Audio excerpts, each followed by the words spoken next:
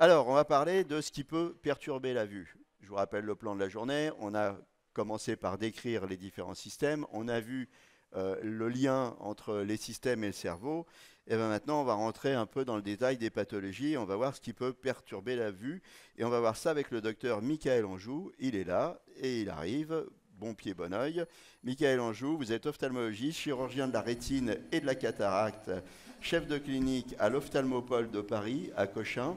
Alors l'ophtalmopole, c'est vrai qu'on connaît bien les 15-20, on connaît moins l'ophtalmopole de Paris, à Cochin. Nous, on est allé faire un reportage il y a quelque temps avec le professeur Brézin, si je me souviens Tout bien. à fait. Ils ont notamment une salle d'op, en fait, qui n'est pas cloisonnée, hein, et où il y a plusieurs postes opératoires, et qui est une salle fantastique. Oui, un open space, une chirurgie en Voilà, open donc space. il faut penser aussi à l'ophtalmopole Cochin. Tout à fait. Vous connaissez la règle, 15 minutes. 15 minutes. À -5, je vous mets un petit coup de clochette. À -1, je vous en remets un. Et Ouais. puis à 0, on appelle la sécurité, on fait évacuer la scène. Ça vous marche, va c'est noté. Objectif 15 minutes. Allez, je vous laisse la parole. Ça marche. Bonjour à tous. Alors, je vais essayer en 15 minutes de vous synthétiser ce qui pourrait prendre plusieurs années. Bon, si vous voulez, on pourrait discuter après plusieurs années ensemble. Mais en tout cas, ce qui peut perturber la vue. Pour comprendre l'œil, il faut finalement synthétiser la chose en se disant qu'un œil, c'est un petit peu comme un appareil photo. C'est-à-dire, vous avez vu à peu près ce matin l'anatomie de l'œil avec la cornée, le cristallin, la sclère, la rétine. Et puis, tout l'objectif de votre œil, qu'est-ce que ça va être? Ça va être que l'image que vous voyez traverse votre œil et rejoigne une zone qu'on appelle la rétine, le tissu nerveux rétinien, qui est toute cette zone orange que vous voyez, avec une zone centrale qui fait seulement 5 mm et qui s'appelle la macula. Donc tout l'objectif de votre œil, qu'est-ce que ça va être? Ça va être de focaliser, de concentrer l'image que vous voyez de l'extérieur au niveau de cette toute petite zone. Pour cela, l'image, qu'est-ce qu'elle va traverser? Elle va traverser d'abord la première lentille de l'œil qu'on appelle la cornée, ensuite la deuxième lentille qu'on appelle le cristallin, et traverser une substance qu'on appelle le vitri, une substance transparente, pour rejoindre cette fameuse rétine et son hypercentre, qui est là où vous voyez votre 10 sur 10, la macula. Une fois atteinte cette zone, la lumière est transformée en un flux nerveux qui va cheminer au niveau de votre nerf optique et rejoindre votre cerveau qui va former l'image. Donc qu'est-ce qui peut perturber la vue? On va développer sur 4 points. La première possibilité, c'est des troubles de la réfraction. Deuxième possibilité, c'est des troubles des milieux. La troisième possibilité, c'est des anomalies des atteintes de la rétine. Et la quatrième possibilité, c'est des atteintes neurologiques, des atteintes du cerveau. En ophtalmologie, finalement, c'est assez simple. On découpe l'œil de la sorte, on élimine chaque élément pour retrouver quelle est la cause de cette perturbation visuelle.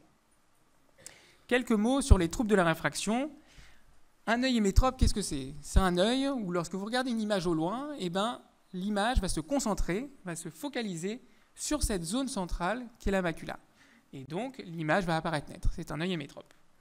Vous entendez parler de myopie, qu'est-ce que c'est? C'est l'image que vous percevez va se focaliser, se concentrer en avant de cette rétine, qui va ainsi être perçue floue par votre cerveau.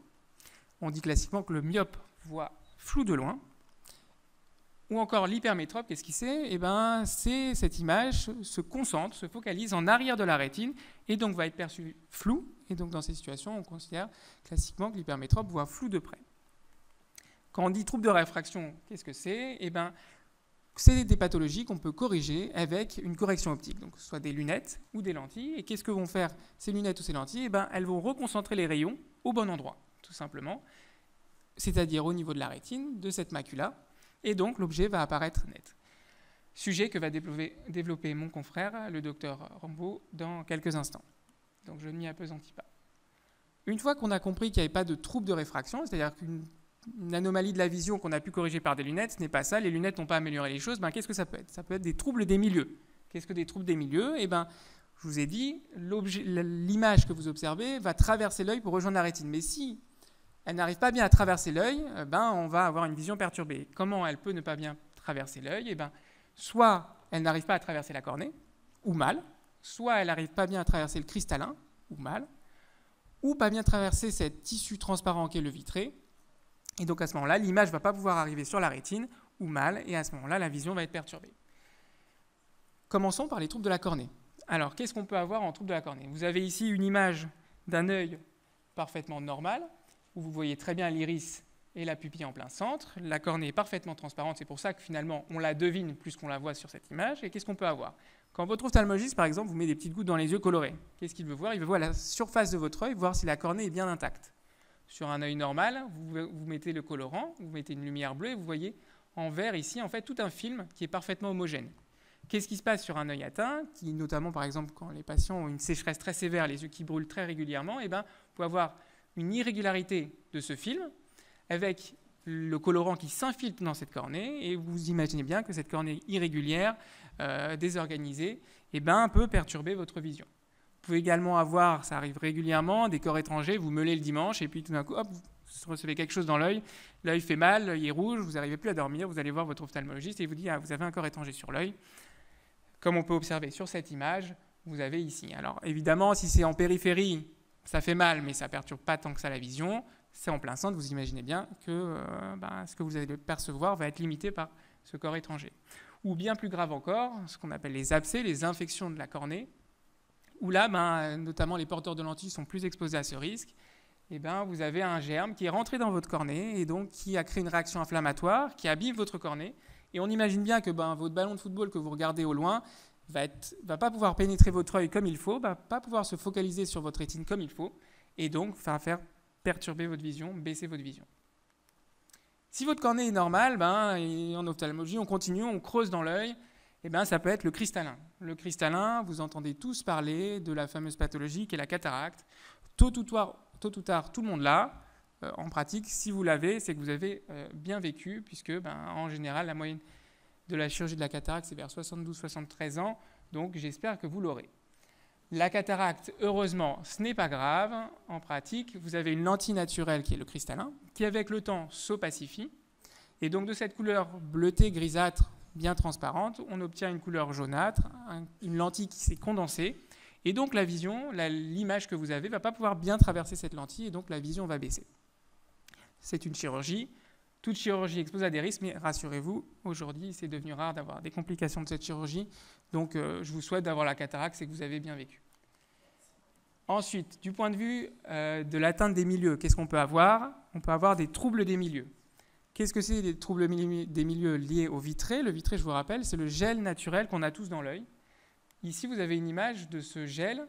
En fait, on a retiré le blanc de l'œil et on a posé l'œil sans ce blanc sur une compresse bleutée. Et en fait, c'est ce que vous voyez ici, transparent. Et donc, naturellement, votre vitré est parfaitement transparent, parfaitement homogène. Et puis, qu'est-ce qui peut se passer? Il peut s'opacifier, il peut se condenser, et ce qui peut apparaître, c'est ce qu'on appelle une hyalite. Qu'est-ce que c'est? C'est des cellules inflammatoires qui sont dans ce vitré, qui sont liées plusieurs causes. Ça peut être de l'inflammation, ça peut être de l'infection, et on imagine bien que, ici, vous voyez plein de petites cellules en fait, qui sont présentes dans votre œil et qui empêche en fait l'image que vous avez de bien atterrir sur votre rétine de façon bien homogène. Donc ça, vous pouvez baisser votre vision liée à cette anomalie-là. Ou bien ça peut être du sang dans votre œil. C'est ce qu'on appelle une hémorragie intravitréenne. Là, vous avez ici un fond d'œil, ce que voit votre ophtalmologiste en général systématiquement lorsqu'il vous examine, à savoir votre nerf optique, vos vaisseaux, et ici, le plein centre, la fameuse macula. Et quand vous avez du sang dans ce vitré, qu'est-ce qui se passe? Vous voyez très mal. Et quand l'ophtalmologiste voit mal ce que vous avez sur votre rétine, vous aussi, vous verrez mal. Et donc, on observe ici un peu de sang et puis beaucoup plus de sang. On arrive moins à distinguer les structures et donc on imagine bien que vous non plus, vous n'arrivez pas bien à voir les choses. Et ce sang peut être lié soit à un traumatisme, soit du diabète, soit à des déchirures au niveau de votre rétine. Une fois que votre lumière a réussi à traverser les différents éléments, donc votre cornée a été transparente, ça a bien passé, votre cristallin est transparent également, la lumière a bien traversé, votre vitré est également transparent, on a réussi enfin à atteindre votre rétine, mais malheureusement, on ne voit toujours pas. Pourquoi? C'est peut-être que c'est une anomalie de la rétine ou du plein centre de cette rétine, de la macula. Et j'ai décidé de traiter 4 pathologies, on va dire les plus fréquentes ou du moins les plus graves en ophtalmologie, que sont la dégénérescence maculaire liée à l'âge, la DMLA, la rétinopathie diabétique, les occlusions vasculaires rétiniennes et le décollement de rétine. La DMLA, vous entendez tous parler, aujourd'hui on ne peut pas passer à côté de cette pathologie, du sujet âgé, qui est une dégénérescence de la rétine chronique, évolutive et invalidante. Qu'est-ce qu'on observe? Eh bien, on observe sur votre rétine, sur une rétine normale, donc cet aspect bien orangé, bien homogène, et puis avec le temps qui passe, eh bien, la rétine vieillit, on observe des petits dépôts jaunâtres, et qui peut se compliquer d'amincissement de la rétine, ce qu'on appelle l'atrophie, ou de l'apparition de néovaisseaux, de vaisseaux pathologiques au niveau de votre rétine, qui entraînent ces petits saignements-là et qui fait baisser votre vision. Comment ça se manifeste? Ça peut être ce qu'on appelle des métamorphopsies, c'est-à-dire que lorsque vous regardez un quadrillage, eh ben, vous allez vous rendre compte qu'au lieu que les lignes soient bien droites, eh ben, elles vont devenir déformées. C'est les métamorphopsies et c'est un signe orientant sur cette maladie. Autre possibilité, vous regardez un magnifique train et puis finalement, un beau jour, vous vous rendez compte que vous ne voyez plus bien le centre, c'est ce qu'on appelle un scotome, une tache centrale noirâtre. Et c'est également un élément d'orientation sur ce type de pathologie. Les facteurs de risque, c'est principalement l'âge, il y a toujours un caractère héréditaire qui peut être trouvé, comme beaucoup de pathologies finalement. Et puis l'élément capital de la DMLA, c'est que le tabac est un facteur de risque, le facteur de risque principal modifiable. Donc évidemment, si vous fumez, je ne peux que vous conseiller d'arrêter, mais ça vaut pour l'œil comme pour tout le corps. Autre pathologie de la rétine dont vous entendez parler, le diabète, la rétinopathie diabétique. Qu'est-ce que c'est? Le diabète abîme vos vaisseaux, que ce soit les grands vaisseaux, les petits vaisseaux, et au niveau de l'œil, on appelle ça une microangiopathie, une maladie des petits vaisseaux de l'œil, puisque l'œil contient des petits vaisseaux sanguins. Qu'est-ce qu'on observe? Au niveau de votre fond d'œil normal, cette magnifique macula bien orangée, bien homogène, et puis chez un diabétique, malheureusement, qui a un diabète pas contrôlé, sévère, eh ben, vous avez apparition de saignements, ces petites taches rouges que vous voyez, et puis de vaisseaux pathologiques, ces bouquets que vous voyez ici, qui est en fait un système de la rétine pour essayer de compenser la maladie que vous avez du fait que la rétine n'est pas bien oxygénée, pas bien vascularisée. Et donc elle essaye de compenser ça, mais de façon anarchique, et ça abîme votre œil. Et ce qui est important de noter, c'est que malheureusement, un patient diabétique sur 3 présente une rétinopathie diabétique, qui est liée en pratique à la durée du diabète, depuis combien de temps vous êtes diabétique, est-ce que votre diabète est bien équilibré?